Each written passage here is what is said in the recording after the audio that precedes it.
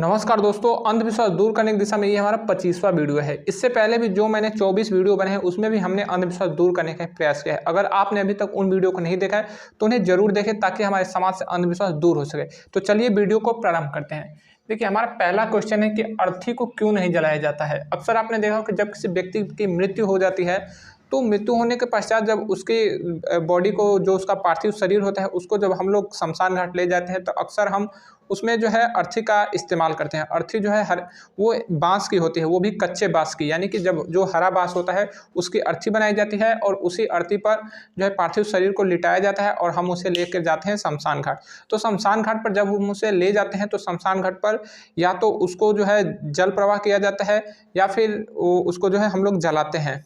ठीक है, उसको हम लोग जलाते हैं। तो जब जलाया जाता है तो उस समय अर्थी को क्यों नहीं जलाया जाता है। अक्सर ऐसा देखा भी जाता है कि अर्थी को जो है वहीं पे फेंक दिया जाता है, लेकिन इसके पीछे नहीं जलाने का, इसके पीछे जो है एक साइंटिफिक रीजन है। क्योंकि जो बांस होता है, जो हरा बांस होता है, उसमें जो है लेड की मात्रा यानी कि सीसा की मात्रा होती है। अगर उसको जलाया जाता है यानी कि जो बांस जो होता है, अगर उसको अर्थी है उसको लकड़ी के साथ यानी कि सौ के साथ अगर जला दिया जाए तो हमारे जो वायुमंडल है उसमें जो है बांस जलेगा तो सीसा की मात्रा यानी कि लेड की मात्रा जो है वो काफ़ी ज़्यादा जो है बढ़ जाती है। जो कि लेड जो है, सीसा जो है वो हमारे श्वास नली से अगर हमारे शरीर में जाता है तो काफ़ी ज़्यादा ये हानिकारक होता है। क्योंकि सीसा कभी गलने वाला पदार्थ नहीं होता है, सीसा कभी गलने वाला तत्व नहीं होता है।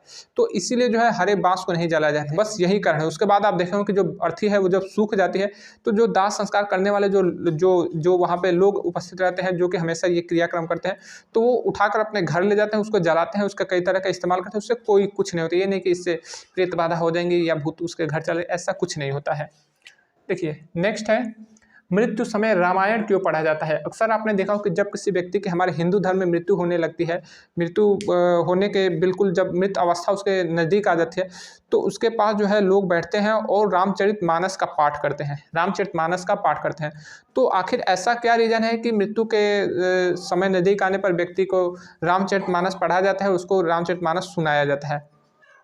तो देखिए, एक बात आप समझ लें कि जब व्यक्ति बिल्कुल अपने मृता अवस्था के करीब आता है तो उसकी जो सचेतन मन होता है वो बिल्कुल निष्क्रिय हो गया होता है। सचेतन मन का मतलब कि वो सोचने समझने की शक्ति जो है उसका धीरे धीरे बिल्कुल खत्म हो गया होता है। ये जो है व्यक्ति की बिल्कुल जब मृत अवस्था आ जाती है तब की मैं बता रहा हूँ। उससे पहले उसका जो सचेतन मन है वो धीरे धीरे एक्टिव रहता है। लेकिन जस्ट जो है समय नज़दीक आता है, मृत्यु के करीब व्यक्ति पहुँचने लगता है तो उसका सचेतन मन काम करना बंद कर देता है।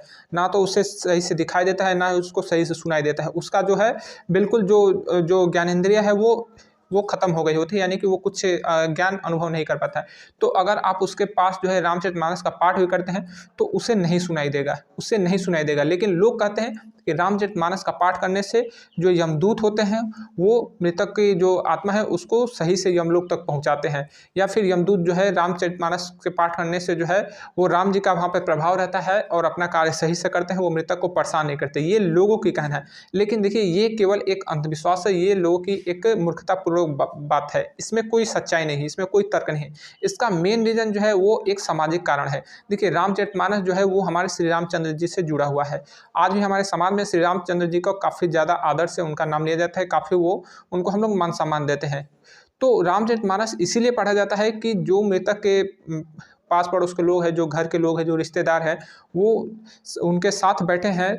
तो रामचरितमानस का पाठ इसीलिए किया जाता है कि रामचरितमानस को हमारे समाज में आज भी उसको इज्जत और मान प्रतिष्ठा जो है जितना है उससे कहीं ज़्यादा दिलाने के लिए लोगों के बीच में रामचरितमानस का पाठ किया जाता है। क्योंकि रामचरितमानस अपने आप में ही एक समझिए बहुत ही बेहतरीन पुस्तक है। अगर रामचरितमानस का अगर जो व्यक्ति पाठ करता है या फिर केवल उसके कानों में जो है शब्द भी पड़ जाते हैं, रामचरितमानस की चौपाई अगर पड़ जाती है, तो ये वास्तविक रूप से जो है उसका मानसिक रूप से कहीं ज़्यादा जो है विकास होता है। उसके जितने भी शरीर के जो विकार होते हैं वो धीरे धीरे दूर होने लगते हैं। क्योंकि रामचरितमानस की चौपाइयों में इतनी ज़्यादा शक्ति है, क्योंकि शब्दों में जो है वो काफ़ी शक्ति होती है। कहते हैं ना कि अगर किसी को कोई आपको गाली देता है तो आपके अंदर जो है कई तरह की ऊर्जाएं जो है जीवंत हो जाती है, और वहीं कहीं कोई आपको आशीर्वाद देता है तो भी आपके अंदर कई तरह की ऊर्जाएं जीवंत हो जाती है। ये बिल्कुल हमारे शरीर विज्ञान में इसको वर्णन किया गया है। तो रामचरितमानस केवल इसीलिए पढ़ा जाता है ताकि जो हमारे समाज में बैठे हुए लोग हैं उनके अंदर जो है अच्छे विचार उत्पन्न हो सके और उनका जो है मानसिक विकार जो है वो दूर हो सके। बस इसके पीछे यही रीज़न है।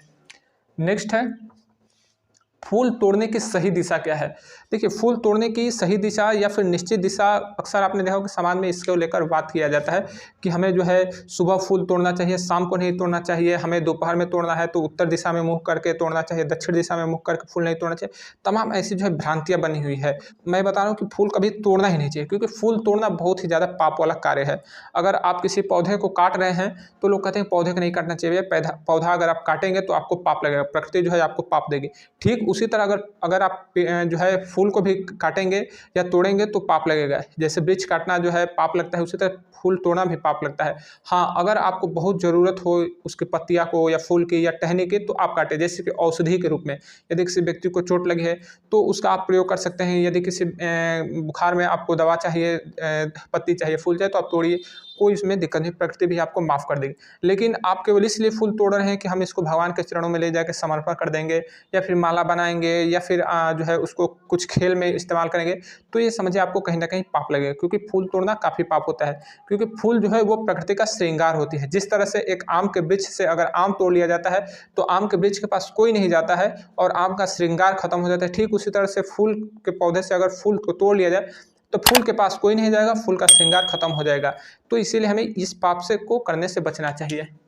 नेक्स्ट है, चंदन के वृक्ष से सर्प क्यों लिपटे रहते हैं? अक्सर आपने सुना होगा कि जो चंदन का वृक्ष होता है उससे सर्प लिपटे रहते हैं, उसमें काफ़ी ज़्यादा सर्प रहते हैं, चंदन के बागीचे में सर्प रहते हैं। तो इसमें कितनी सच्चाई है? देखिए, इसमें बिल्कुल जो है सच्चाई नहीं, ये एक अंधविश्वास है। चंदन के वृक्ष में कहीं पर भी सर्प नहीं लिपटे रहते हैं। तो फिर लोग कहते क्यों हैं? देखिए, लोग कहते हैं इसीलिए है ताकि जो चंदन का जिसका बगीचा होता है, तो चंदन का बगीचे का जो मालिक होता है वो चाहता है कि चंदन के वृक्ष में, चंदन के बगीचे में कोई प्रवेश ना करे, ताकि उसका बगीचे को कोई नुकसान न पहुँचाए। चंदन की लकड़ियाँ काफ़ी कीमती होती है, तो उसको चंदन की लकड़ियाँ चोरी न हो जाए, इसीलिए वो भ्रम फैला देता है कि चंदन के वृक्ष के साथ जो है सर्प लिपटे रहते हैं, ताकि कोई जाएगा तो वो डर के मारे नहीं जाएगा कि भाई सर्प लिपटे रहते हैं, वो काट देंगे। तो लेकिन चंदन के जहाँ पे बगीचे हैं, जहाँ पे बहुत बड़े बड़े इसके बगीचे हैं, वहाँ पे जाएंगे तो आपको एक भी वहाँ पे जो है सर्प नहीं दिखाई देगा। अगर सर्प दिखाई दे भी दिया तो बस इतना समझिए कि नॉर्मल जो जंगल होते हैं, आपके आसपास में भी जो पेड़ पौधा होते हैं उसमें भी तो आपने कभी ना कभी सर्प देखा होगा, क्योंकि सांप जो होते हैं वो पेड़ों पे चढ़ जाते हैं। जो पक्षी का घोंसला होता है उसके घोंसले से अंडे या बच्चे खाने के लिए सांप चढ़ जाते हैं। तो एक दो सर्प अगर आपको दिख भी जाते हैं तो समझिए कि ये नहीं कि उसमें सर्प लिपटे हुए हैं, बाकी इसके पीछे और कोई रीज़न नहीं है। कई सर्प जो होते हैं वो चंदन में काफ़ी ज़्यादा, उसके जड़ होते हैं उसमें काफ़ी ज़्यादा खुशबू होती है, या फिर चंदन का जो बगीचा होता है वो काफ़ी ठंडक होता है वहाँ पे।